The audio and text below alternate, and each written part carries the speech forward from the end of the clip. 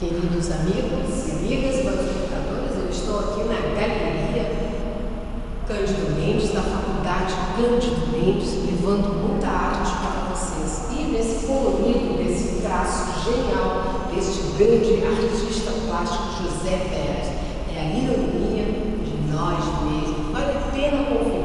É uma exposição alegre, é a arte pela arte desse grande artista e cores alegres, cores maravilhosas. O mundo está precisando disso, arte e alegria.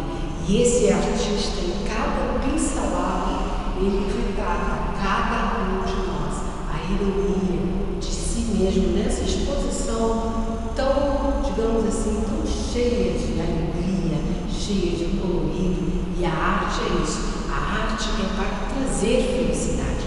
Venha conferir, porque vale a pena. A gente chega aqui, a gente sente uma energia positiva, a gente respira a arte pela arte desse genial artista plástico José Veras.